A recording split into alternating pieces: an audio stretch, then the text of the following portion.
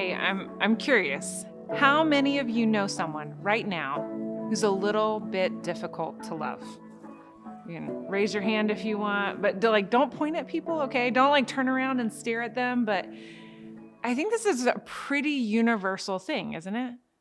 Isn't that interesting? Pretty much every one of us knows someone who's difficult to love. And I think that's true all throughout the year. And then when you add the holiday season into things, everything just gets a little bit intensified. And then there's the pandemic on top of that, which has disrupted our social lives in tangible ways. All of us have seen people, our friends, our acquaintances, our families, our work colleagues, people that you got along with for the most part, in new ways. Social media was either more important than ever or more destructive than it's ever been, depending on your perspective.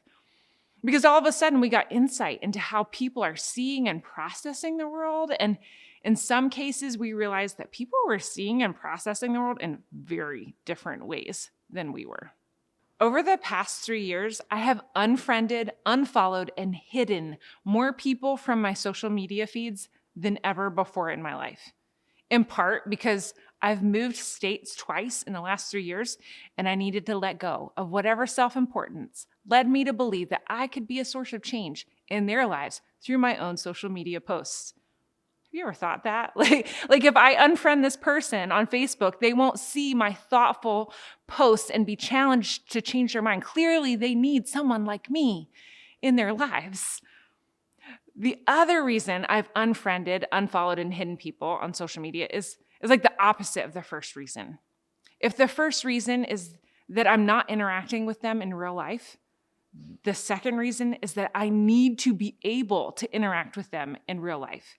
Like I was able to work with you pretty well before I realized that you have very different perspectives on politics and science. Maybe I should hide you from my timeline so that I can continue to interact with you and not let those differences come between us. I remember there was one person who posted something that they saw as a joke about people crossing our southern border, and my husband and I attempted to gently engage with the post and urge a different perspective, and it didn't go well. I was on the receiving end of a bless your heart from a Southern church lady, which for those who don't speak Southern was basically like cussing me out.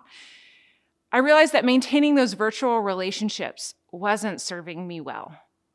I found that it wasn't helpful for me to know everything about everyone. And for many of us, the social media commentary on the pandemic and other political things, it didn't just disrupt our work relationships or our other friendships. It cast new light on our family relationships. All of a sudden, we knew things about our family members that we had never realized before. Didn't we grow up in the same family? Is that really how you see that? And it's become even harder to navigate those family gatherings. You know, the kinds of family gatherings that typically happen during the holiday season. And now we are in the middle of the fourth winter holiday season since COVID started. And it seems like we've just taken that baseline of chaos, added the holiday stress, and then multiplied it by COVID stress, which includes conversations about health, politics, science, and more. It's a lot. A lot.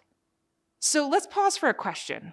On a scale of 1 to 10, 1 being totally peaceful, 10 being completely unhinged, how chaotic are your family functions during the holidays and why? Now, if you're sitting at home with your family, maybe this is an internal monologue, right?